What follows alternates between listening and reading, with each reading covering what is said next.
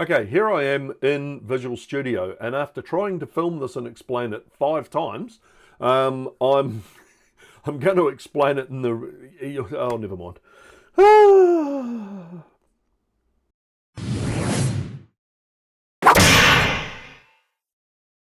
Hey team, Marty the OT guy here, and we're back with you this time to look at the solution to our Episode 8 Lab Challenge. Now, at the time I'm filming this, I haven't had any correct answers, or any answers at all, actually, through for the challenge.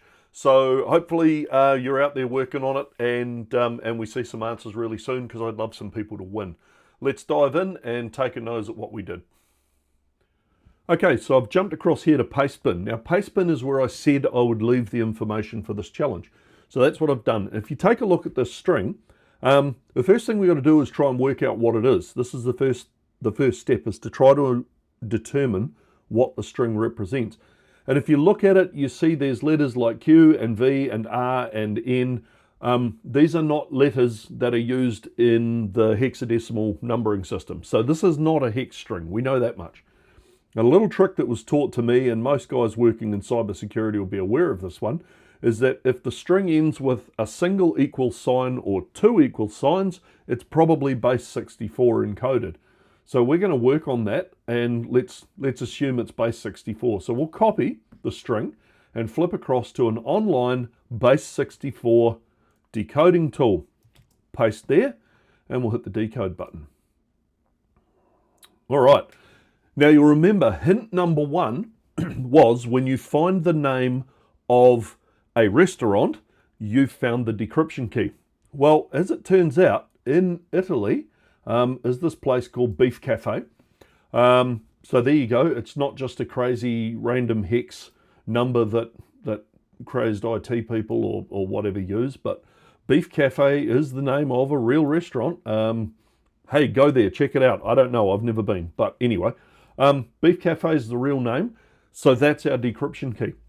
So the next thing we've got there is a whole bunch of zeros. That's a bit of a giveaway from me. I wanted to try to align the message text on some memory boundaries. Turns out I didn't quite get it right, actually, but anyway. So I put some padding in there just to set things out and make the decryption key a little bit more obvious deliberately. But the rest of this message, everything from there on, is the actual encrypted code. So now we've got to work out how to decrypt from there. And what we'll do, I want to reference a couple of books that helped me out setting this challenge up, and then I'll show you, we'll sort of jump ahead and around a little bit, and I'll show you how you find out the answer to this from there. Be back in a second. Okay, so stack of books. This book here, Hardware Hacking Handbook by von Woudenberg and O'Flynn.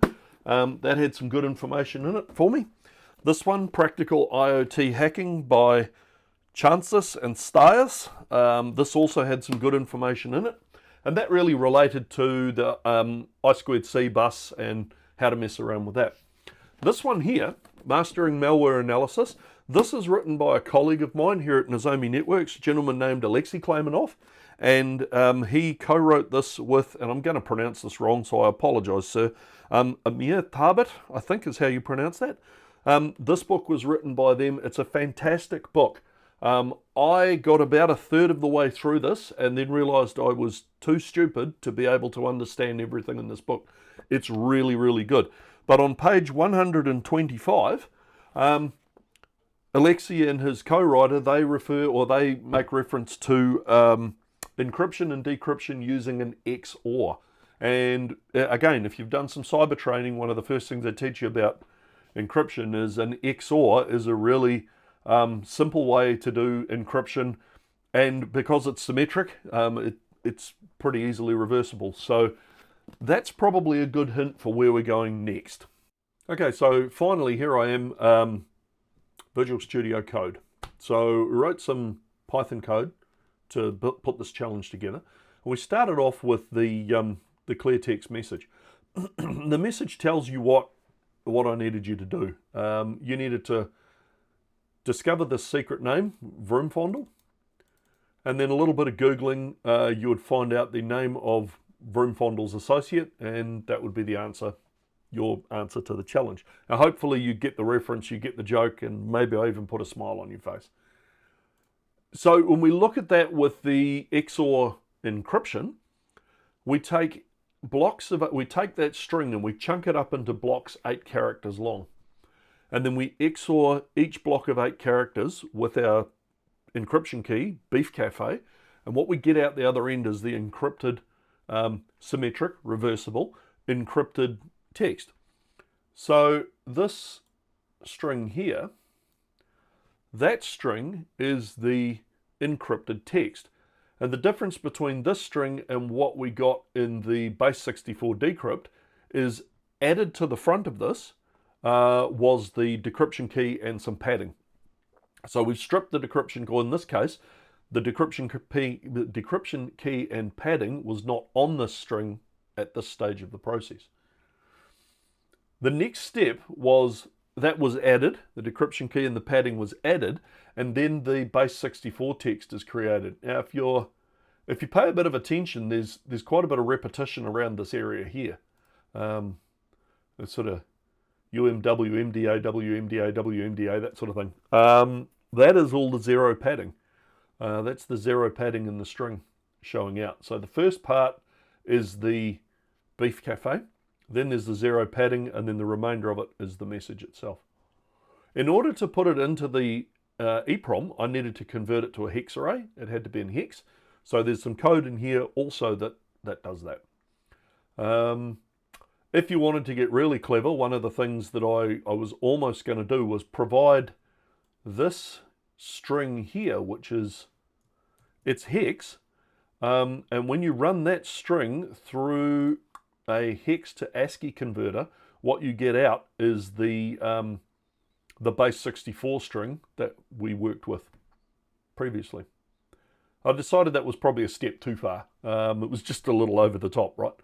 But that's what you could do with it. You could take this hex dump, which would be the raw data coming out of the oscilloscope or taken out of the Excel spreadsheet, then convert that to ASCII, which will give you the base 64, do the base 64 decode to get the message plus the decryption key, do the XOR decryption to get the clear text message out, and yeah, that's how you solve this one. It was good fun, I have to say. That blew some dust and cobwebs out of some corners of my brain I haven't used in a long time. So this was quite a good one. But again, referencing these books, Hardware Hacking Handbook. This had some really good ideas. It helped me think about what to do. The Practical IoT Hacking, again, there was some information in there that was really helpful and highly, highly recommended. Mastering Malware Analysis, again, my colleague here at Nozomi Networks, Alexei Klemenov. What this guy doesn't know about this topic probably isn't worth knowing. He is a man who can confuse me very, very quickly. And that's not really saying something. That's a pretty low bar, but yeah, highly recommend this book. This is a previous or an older version. There is a new version available now. Yeah, you should have it on your bookshelf. It's really good. Okay, so hopefully that all made sense. Yeah, so what we did, we took a message, we used some very simple and common encryption methods to encode that message, to encrypt that message. We wrote it to an EEPROM. We demonstrated how to pull the data out of the EEPROM at a hardware level, layer 1 if you like. Pulled it out at a hardware level, and oh wow. Wow, for a second there I thought I didn't have the microphone turned on while I was recording. Far out, that was cool. Anyway, we demonstrated how to pull the data out at a hardware level and demonstrated how to decrypt it and take it backwards from there, bring it back to the clear text. I hope you found this challenge interesting. I'm going to be honest, it might be a little while before I come out with another challenge because the next one I have in mind is going to take me some time to build and I don't have the components for it yet. If anyone has some spare 6502 or 6522 chips lying around, let me know. I kind of need them. Yeah, next one should be good, but in the meantime, we'll come up with something interesting and see you on the next episode. Thanks. See ya.